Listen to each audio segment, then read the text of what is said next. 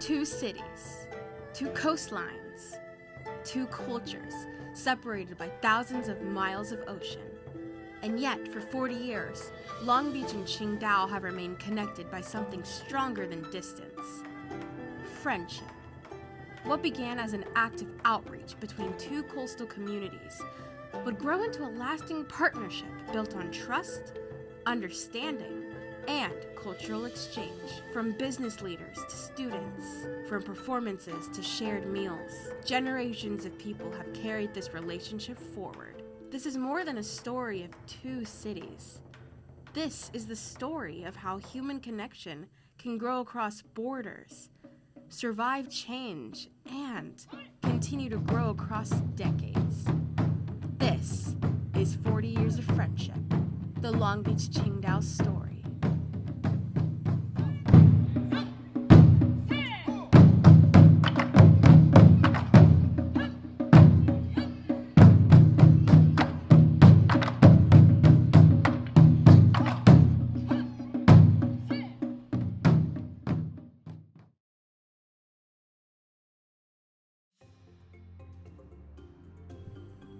In 1985, Long Beach and Qingdao formally became sister cities.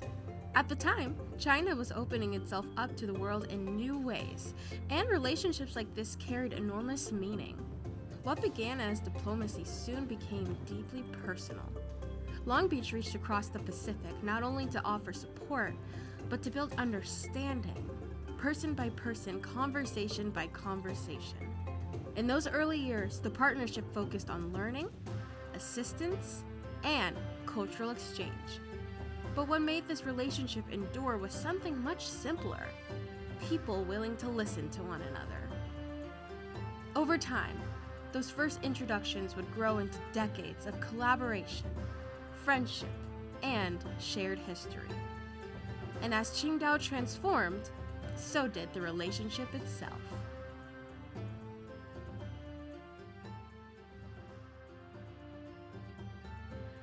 My name is Mary Barton, and I've been treasurer of the Long Beach-Qingdao Association now for several years. And in the past, I've also held all the other officer titles. Actually, several of our most prominent citizens had been in Qingdao and realized that it was a really good match for Long Beach, partly because of the port and partly because of the beautiful coastline and interesting history of German occupation there. And so it had a lot of tourism. And I understand, for example, Doug Drummond and a couple officials from the port went there and came back, recommended it to be a sister city. And so the mayor at the time decided that that was a good match, and they adopted it. The city council voted on it, and we've been very active sister cities ever since. Well, Dr. George Wong, who was a very beloved physician here in town, decided to take one of our courses that my office was offering. So Dr. George Wong decided that he wanted to leave medicine and become a businessman. And he walked into our office and said he wanted to take our class in exporting. And he said, "Do I know anything about the Qingdao relationship?" And I said, "No." Well, George knew everything about it, and he was very personally involved. So he brought me in and got me involved, and from then it was just one thing led to another, and here we are today. My name is Eduardo Vargas, and I'm the president of the Long Beach Qingdao Sister Cities Association. My role is obviously overseen, but our team help us on that. So my main role is the interaction with the consulate, the consul general, his team, the vice consuls, and also with the team in Qingdao, which is the government foreign affairs department at the Qingdao city. So both sides I interact with remotely and also live when I go to Qingdao or when the consul comes to Long Beach to visit us. I think it's on both sides, Qingdao and Long Beach. First, not only the city relationship mayor to mayor, but also the port relationship, because Qingdao has one of the largest ports in China. Obviously, it's smaller than Shanghai or any other large port, but the port-to-port sister city relationship also goes back in time. And the cooperation through people like Mary and the organization of these events throughout the time, even though it's not many events, right? We don't have dozens of events even. We have only 3 per year. And actually the digital pen pal, which is the academic one, is maybe newer. So I guess the consistency has been the importance for Qingdao also. Whenever we interact, and when I went to Qingdao, they literally said for Qingdao they have 80 sister cities. Compared to Long Beach, we have 9. But literally they said from the 80, we are the most active, Qingdao and Long Beach. And we were very proud, right? And it's not because of myself, but it's Mary, and throughout time, right, the dedication from the team.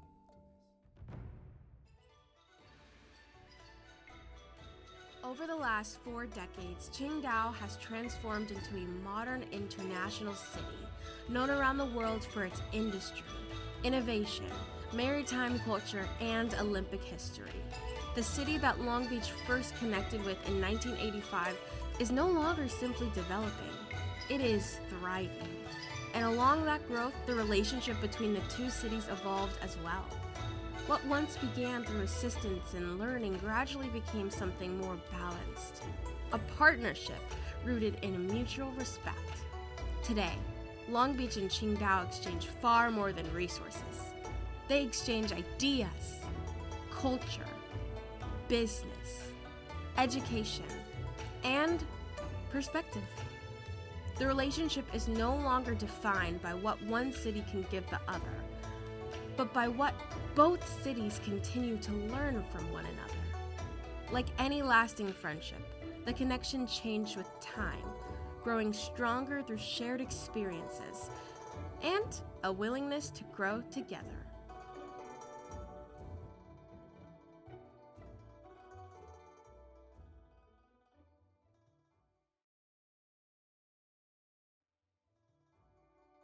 Today, we are doing a lot more emphasis on youth programs, making sure that the next generation is involved and understands what's going on in our sister city and has a personal connection there. In the past, maybe the past 25 years or so, a lot of the relationship and interaction took place between city officials, port officials, and so on. And there was very little youth involvement. So that's probably the single biggest change that's happened over the last 35 years. We hope that their understanding will be great enough to make right kinds of decisions that will keep us, in a very good friendship. But the earliest Qingdao that I'm aware of was as a small fishing village. And if you ever study the coastline, you would understand why. There are a number of very large bays that make for a sheltered harbor, and I think that was what attracted the attention of a German ship captain who noticed it. And in the early 20th century, the 1900s, it's my understanding, maybe even 50 years before that, he identified that as a good place for the Germans to make a settlement and to build a new city on the basis of this small fishing village. So the Germans moved in. I would say that influence is still there today because there's a large part of the old Qingdao along the coastline that is full of German architecture, and the brewery, of course, is still there, and it's become a tourist attraction. Today, the city is full of skyscrapers and a very modern port, and it's built around that German settlement, but it doesn't look the same. I think over time it's been stronger, right? Like it goes 30 years, 35 years back to gather memories and like this documentary, right? Or any information that we can go back and check and say, oh, this is something meaningful that we can either repeat or make better or improve. Also the visits from Long Beach and Qingdao into the countries. For instance, the vice mayor of Qingdao came 2 years ago to Long Beach, and she visited the mayor's office. She went to see the Cal State Long Beach and other important places for them to understand. And they had discussions on education, healthcare, right after COVID as well. So it was very interesting. And also the mayor visit to Qingdao, that was last year, and I was the luxury to participate. Noel Hasegawa was there, our current CEO of the port. He was the CEO at that point. And as I said, it's been the contribution of different people, right? Because our mayors change every so years, and our leadership also changes. But I would say the memories and the willingness to keep going, right? It keeps us afloat and growing, and that made us, at least for both sides, like Long Beach and Qingdao, the most important sister city. But relationships between cities are never built by buildings or governments alone.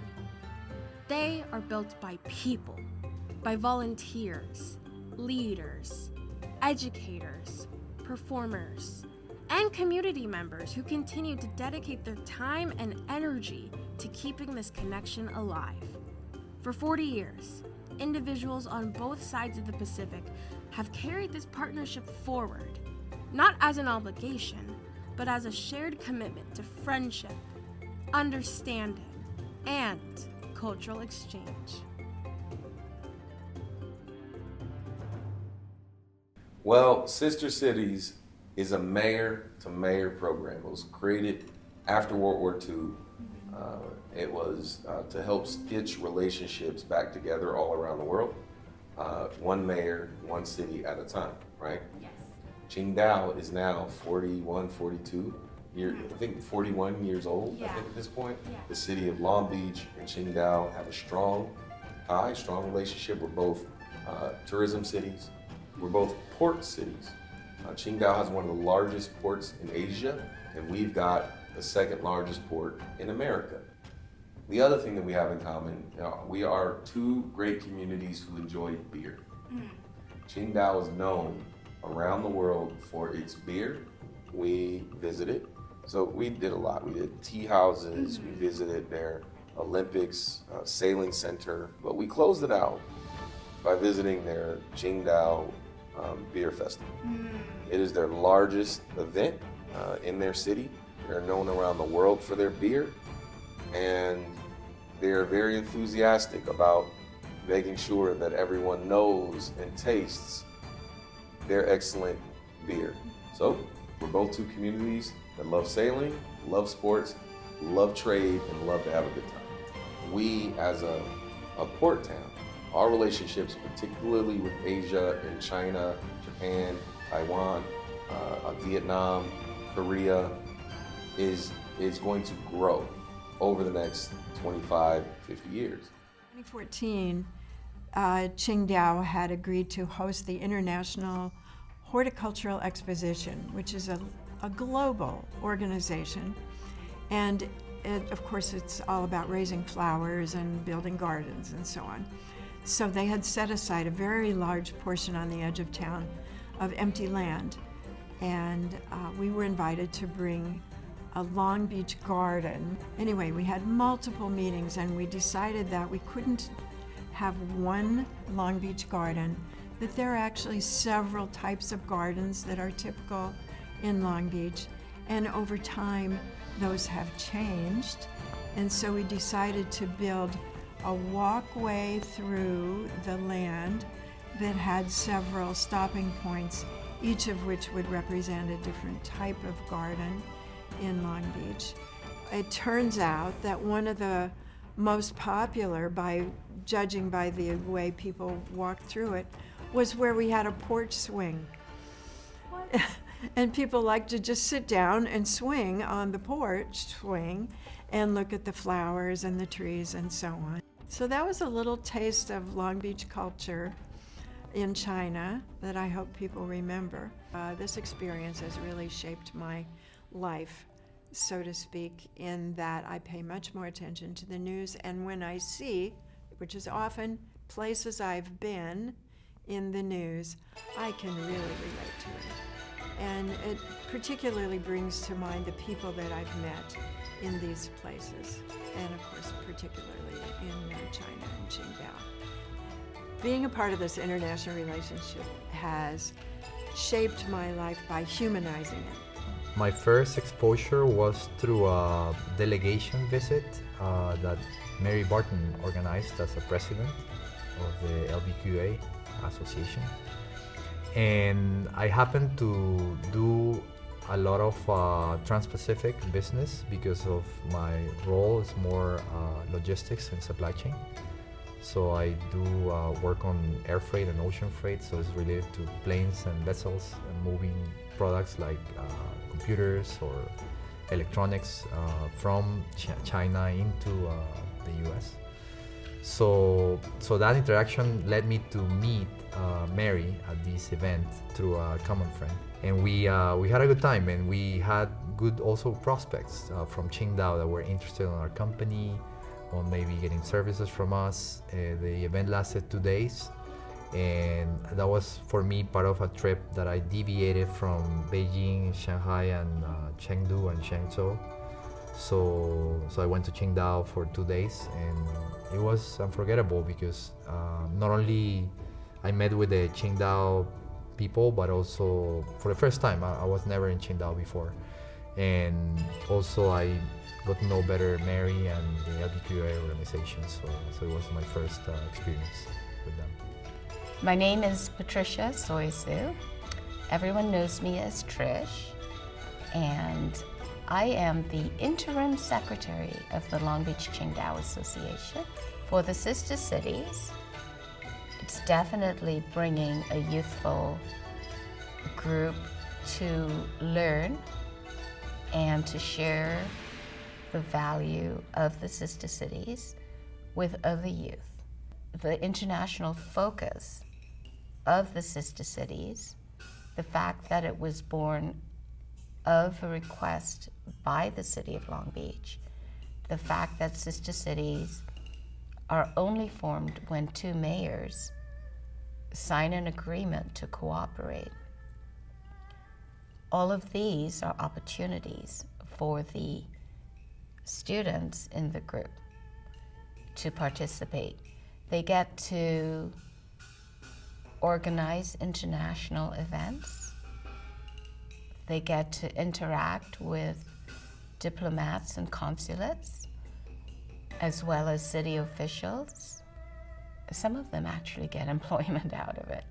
The ambassadors, they're really excited. The main reason a lot of them have been a part of the program is just they're so curious about what we do with Sister Cities of Long Beach. And when I mentioned my own personal experience of traveling to China, they were all so excited with all the stories that I've shared. And I know, Mr. Xu, when we spoke earlier, there's nothing that can ever compare to actually going and immersing yourself into a different culture. And I always say that you guys have been more than accommodating whenever we go and travel, not just with me, but say with everyone else from the Long Beach-Qingdao Association. And it's just amazing that they want to experience that for themselves. And I'm really excited that Mary chose me to be that representative to go ahead and not only represent the Long Beach-Qingdao Association, but also show the students and be with them to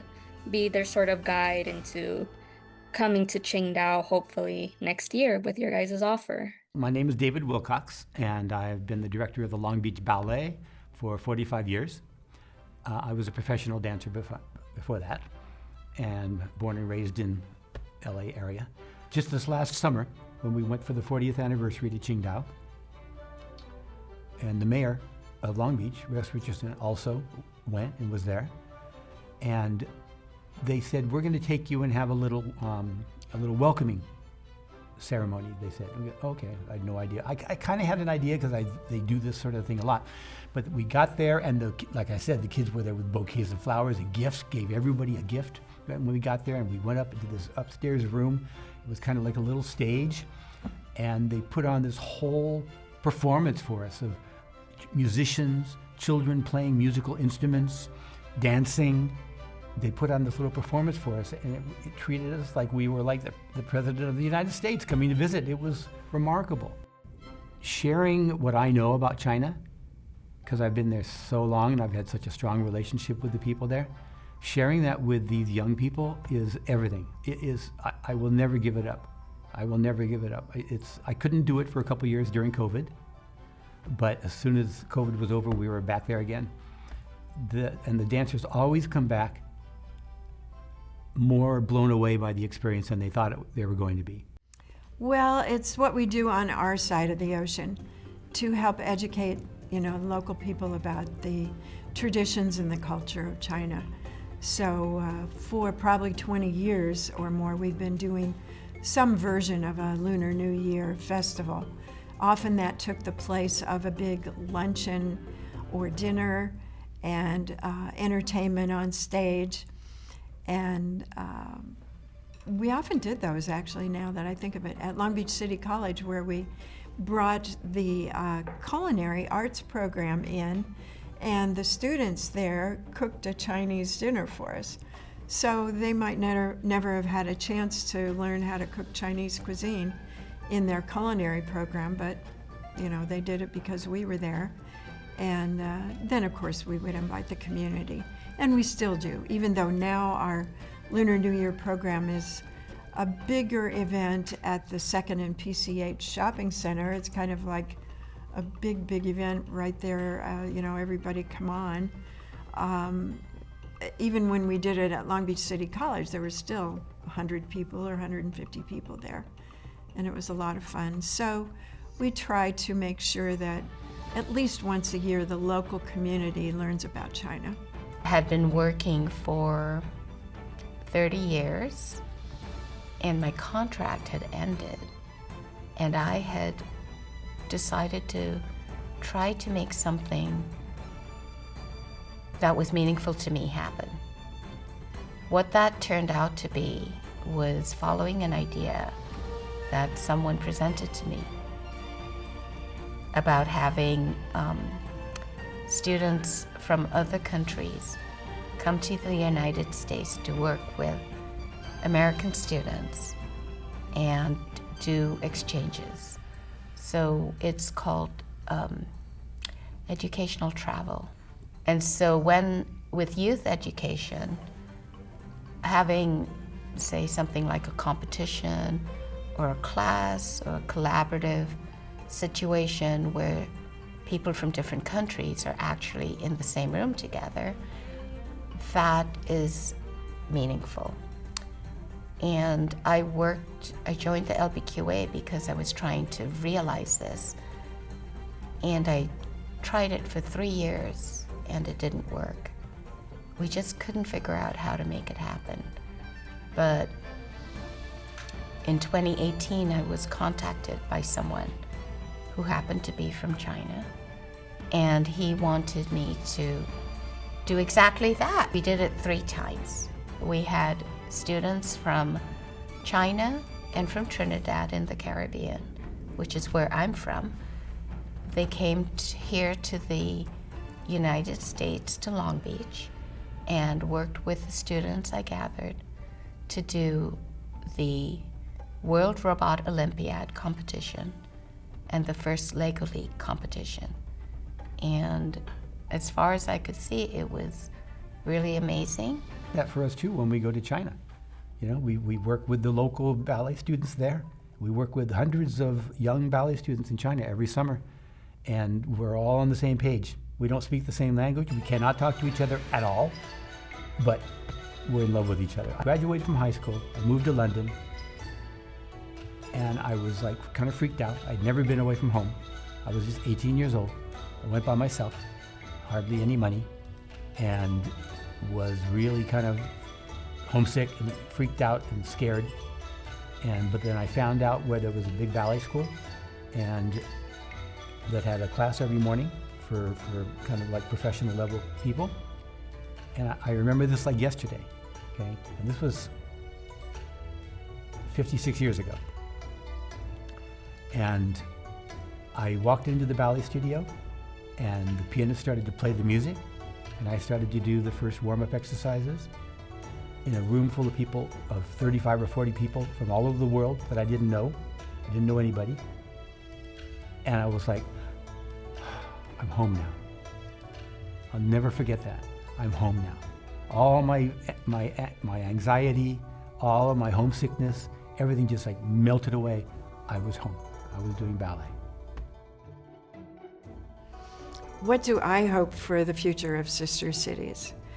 Well, I really hope that we will bring to the fore a group of young people who will take on some leadership roles and make it even better than it has been. Sister Cities website, which is separate from the LBQA website, both have a registration online for people interested to be members. So I encourage everybody to maybe check our website, it's lbqa.org, and at the end they can subscribe and they're gonna start receiving communication and information on our meetings, which they can participate in and eventually be selected to be participate in one of our committees, right? Later they can, be invited, right, to the more important events that are the visits to Qingdao or the visits from Qingdao here, and set up committees also to coordinate those. So yeah, I would say maybe get informed through our website or through our events, participate, and bring your friends as well. I would like to see the city of Long Beach step up and start inviting them to Long Beach, start inviting them to come and do a celebration here like they did for us there. And they did it 10 years ago, they did it this last summer, and it would be wonderful if we could do something to bring dancers, singers, acrobats from Qingdao come here, perform at the Terrace Theater, in collaboration with Long Beach Ballet. That would to do it like at least every couple of years, but at least every 10 years for the anniversaries. Yeah. That would be amazing. I would say jump in with both feet. Get involved in a project. If you don't see a project that appeals to you, think a little bit, dream up something new, and I think you'll find a very receptive audience among the leadership of Sister Cities, and they'll find a way to help you implement whatever project you have in mind. And that includes some funding. They're pretty good at coming up with some kind of money to back an exchange or a new idea. So don't be afraid, don't hesitate. Look online, see who you want to contact, and just do it.